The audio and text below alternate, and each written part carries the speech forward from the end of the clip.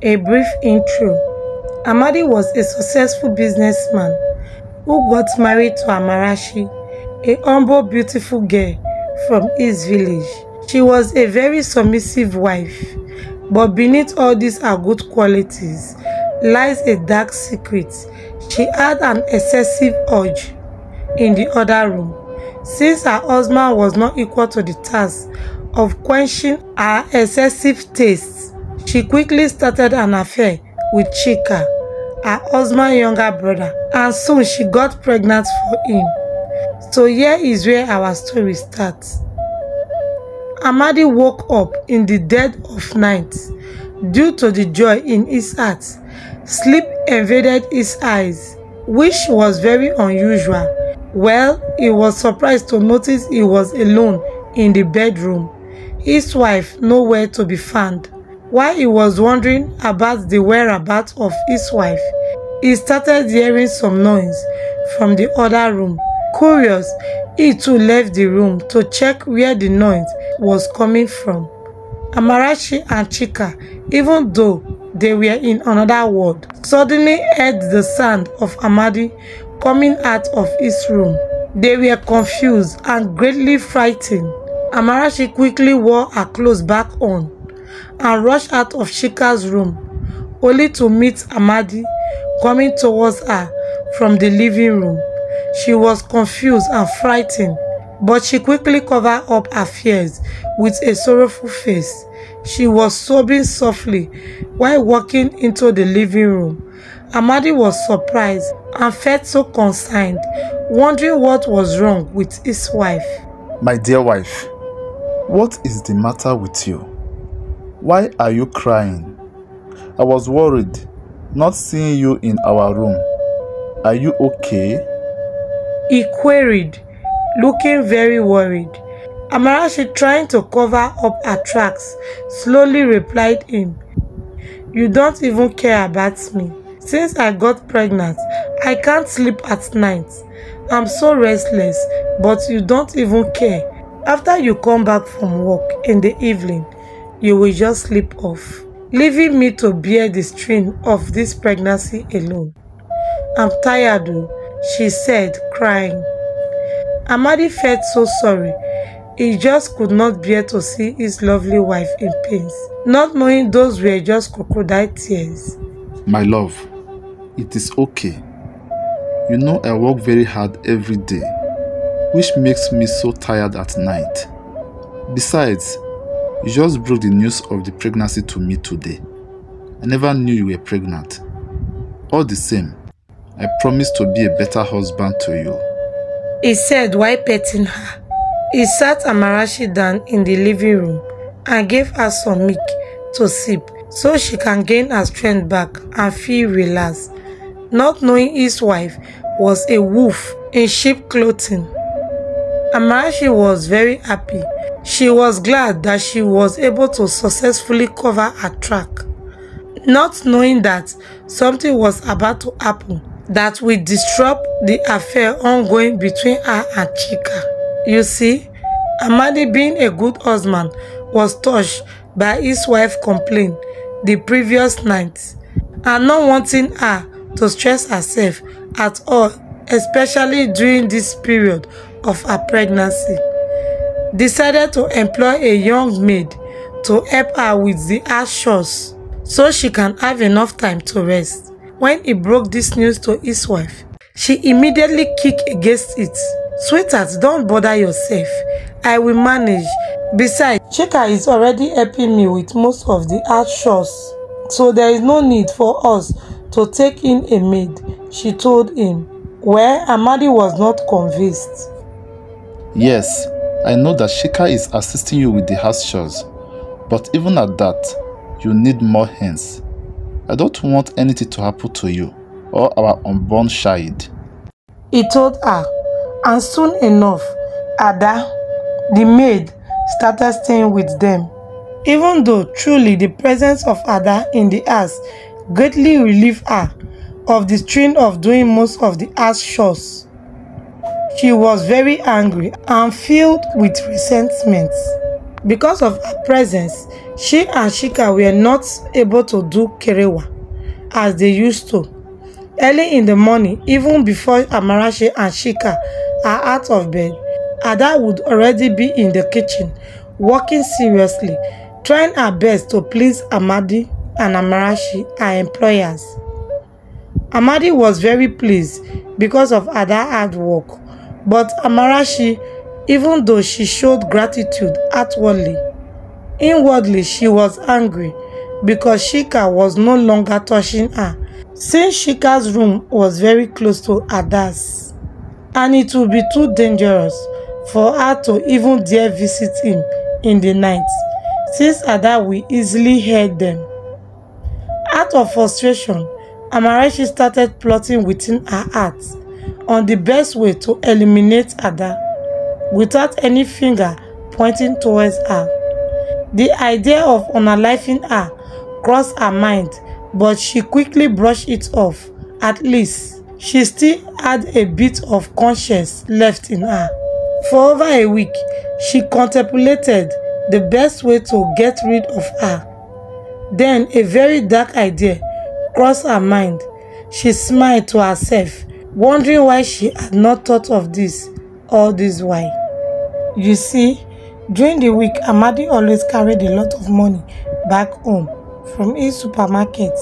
These are his sales for the day. And during the weekend, he carried this cash to his suppliers to restock his big supermarkets.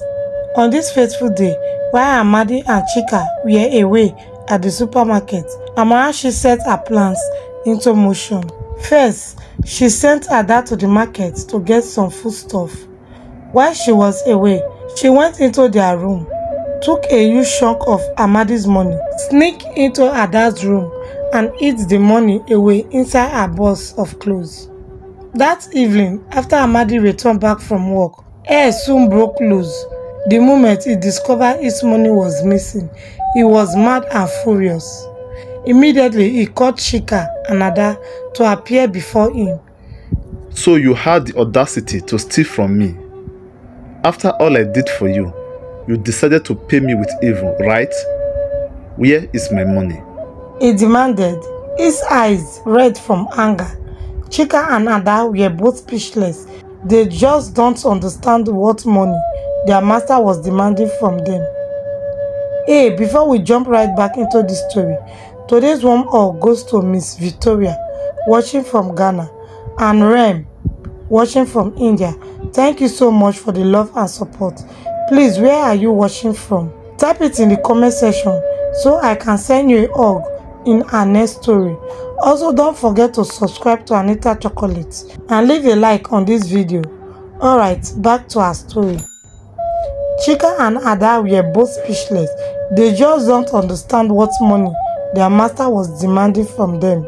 Without any further ado, Amadi conducted a thorough search in their rooms, and soon enough he found the money in Ada's box. Ada was bewildered.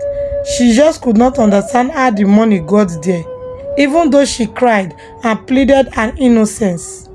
Amadi, blinded by rage, threw her out of his house. If I see you anywhere near this vicinity again, I will have you arrested and make sure you rot in jail.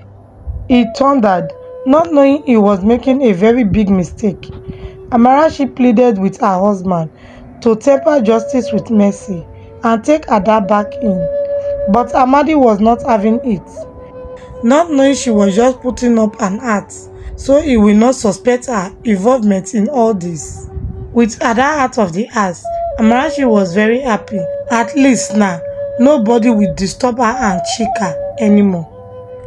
And obviously, the relationship between Amarachi and Chika took a new dimension. In fact, they said it out to each other several times every day. And all this while, Amadi did not have a clue what was going on in his house. And pretty quickly, the months rolled by and Amarachi gave birth to a beautiful baby girl. Amadi was filled with great joy. He just can't contain the happiness that now he was a father. He threw a very big party and invited his friend and business associates to celebrate with him. They drank, ate, and made merry to welcome the arrival of the newborn, not knowing something very strange and terrible was about to happen the following day. The very next morning, Amadi's neighbor woke up to the sound of wailing coming from Amadi's house. The newborn child was no longer breathing. She passed away during the night. This news was just too bitter to the ears of everyone in the community. Amarachi cried bitterly at the loss of her child. Amadi, though in great pain, concealed his grief and consoled his wife. My wife, it is okay. The heavens know why this happened. Please stop crying. God will bless us with children that will stay with us and take very good care of us at our ripe old age. He consoled her. Little did he know that his wife was hiding a very dark secret from him. The tradition of the land was against the abominable act ongoing between Chika and Amarachi, and this was the exact reason for the mysterious passing of the innocent child. Even though both of them were fully aware of the implications of their affair, they continued the act regardless, and they will soon live to regret it. Amarachi soon got pregnant for Chika the second time. Amadi was very happy when she broke the news of her pregnancy to him. He had no idea even this second pregnancy was also for his younger brother. He took very good care of Amarachi during this period of her pregnancy. He made sure she had adequate medical attention, and soon she was ready for delivery. But painfully, she lost the second child once more. Words quickly spread through the community. He is using his children for money ritual. Some said, no wonder he have a lot of money. Is he the only one running a supermarket? No wonder people are trooping in and out of his shop. They said, this rumor soon got to Amadi. This made him very sad and unhappy. In pains, he went to the local Catholic parish where he worshipped. He knelt before the altar and cried out to God for help. He just could not bear the pain of losing his children, combined with the rumors flying around the town, staining his reputation. His cries were heard, and something will happen that will send shivers down the spine of the people. You see, even though Amarachi was fully aware, she was the cause of the calamity befalling Amadi's household. She continued her secret affair with Chika. After 2 years, she gave birth to another child for Chika, and miraculously, this child stayed. Amadi was overwhelmed with joy. Finally, the rumor Morgans can stop spreading fake rumor about him, and now he can gain his great reputation back. Out of great joy, he bought a car for Amarachi to celebrate her motherhood and for making him a father. Little did he know that this child was not even his. Chika smiled to himself whenever he saw Amadi playing with the child, knowing fully well he was the real dad. And soon, she gave birth to a second child, making it total of 2 girls. Amadi was very happy and felt fulfilled. The heavens have blessed him with a great wealth and a peaceful marriage, blessed with beautiful children. He could not have asked for more. But as the years passed and the children began to grow up gradually, he could not help but notice something rather strange and odd about them.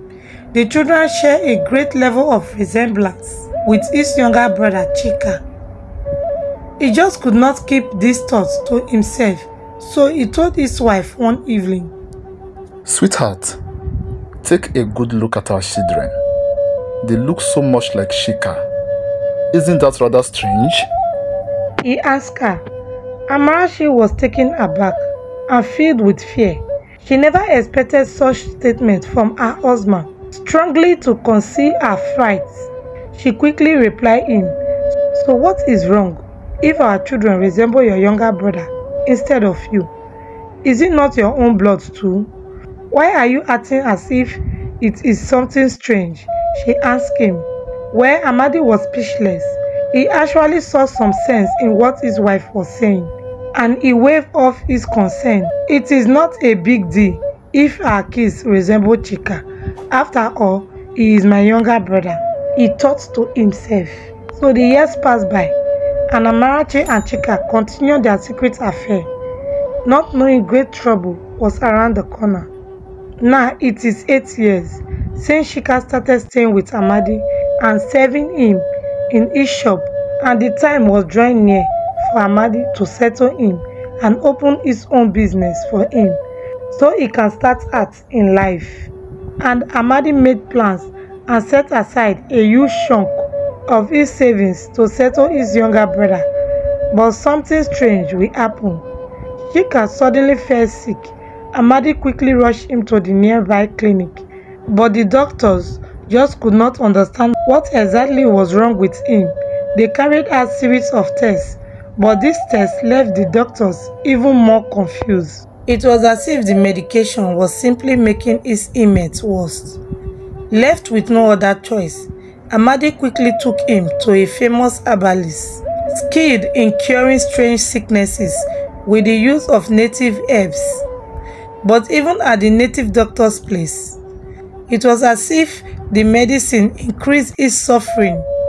Little did they know that karma was taking its course. The tradition of the land was against the abomination he was committing with his brother's wife. Even the herbalist was surprised he was not responding positively to his medication, which was very strange, because these medicines were not just ordinary herbs. They contain mystical powers that can heal any form of sickness, even if it's spiritual attack. The knowledge of these herbs have been passed down to him from several generations, and they have never failed him. Out of great surprise, he asked Chika some deep questions. My son, I'm very surprised you are not getting well, even after I have tried several herbs on you. This is the first time my medicines are not obeying my commands. If there's any evil you committed in secret, confess it now, so the elders can perform some traditional rites, so we can see if you can get your head back. He told him. Chika kept mute. He said he was innocent and not aware of what the herbalist was talking about. Even Amadi was surprised at the kind of words the herbalist was saying. Baba, how can you even say something like this? Chika is my younger brother and I know him very well. He cannot even unalive an ant, not to talk of committing any evil. Just try your best to heal him, instead of just jumping to conclusion. He quickly defended Chika, not knowing that he was a wolf in sheep clothing. Well, since Chika was not getting any better, and since he kept his atrocities to himself, he kicked the bucket. Amadi was in great pains. He cried his eyes out. After all these years of suffering with him, he just passed away, even without enjoying the fruit of his labor. What will people say? How will I break this news to our family and my aged mother? All these many thoughts were just running through his mind. He was devastated. In pains, he returned back home to break the sad news to his wife. But back at home, he was met with a rude shock. His wife was very sick, a strange sickness that paralyzed her whole body. She could not move. She can only talk faintly. Amadi was in shock because before he left home, his wife was very sound and healthy. Not knowing the tradition of the land was fighting her for the abomination she had committed. What is happening in my house? Who did I offend? He cried aloud, tears flowing down his eyes. Immediately, he rushed her to the hospital, but right there and then, the doctors, after conducting several tests on her, advised him to seek alternative means for her cure because they cannot see anything wrong with her. Suspecting this was a spiritual case, he carried her to their village, where traditional herbs were used on her, but her health deteriorated. by each passing day. Amadi cried, wondering what was the cause of all this great trouble befalling his household. First his brother, now it was the turn of his wife. The youths in the community were murmuring among themselves. He knows something about these strange inmates, unaliving people in his household. Maybe the rumors about his involvement in money ritual is true after all. And they made secret meeting among themselves to disgrace and punish him if his wife did not survive this sickness. But the village elder saw something strange about this inmates. They have used all known herbs on her, but all to no avail. So they suspected that maybe there is something she was not saying. So they asked her the difficult question.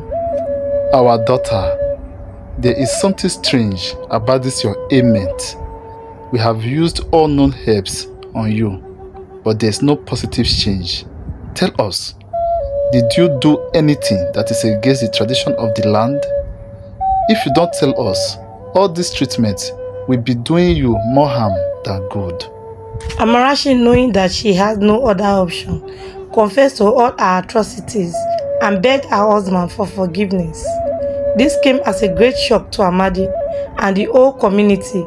Amadi was speechless. He just could not believe his wife was sleeping with his own younger brother. Even the daughters he had come to love so much were not even his. Even though he tried to fight back the tears, he just could not control his emotion. He wept uncontrollably. The betrayal was just too much for him to bear. After her confession, the village elders performed some sacred rites for her and she soon gained her head back. It became crystal clear to everyone that Shika's demise was caused by his own evil deed. Amadi soon returned back to the city, but he made sure to leave Amarachi behind in the village, even though she begged him to take her back in, but all her pleas fell on deaf ears. Back at the city, he raised the two daughters as his own and loved and take care of them. He later remarried a girl from the city who gave him two handsome sons and helped him build his home and his business empire. She was a great manager of resources. He became extremely prosperous, richer than a king. Amadi learned a very valuable lesson at a great cost. Marrying a wife from the village won't necessarily make her faithful and submissive. Also, marrying a lady exposed to civilization won't necessarily make her unfaithful. As for Amarachi, she never remarried. Immediately the suitors became aware of her past atrocities, they quickly ran away from her. Until today, the story of Amarachi is still told under the moonlight by the elders who witnessed it. The story of an unfaithful wife who brought calamity to her husband and disgrace to her family. Thank you for watching today's episode from Anita Chocolate. What did you learn from this story? Share it with us in the comment section. Also, don't forget to subscribe to this channel. We are one big family across the globe. Also, like and share this story with your loved ones. Before you go, type in where you are watching from so I can know you better and send you a hug in our next episode. Bye.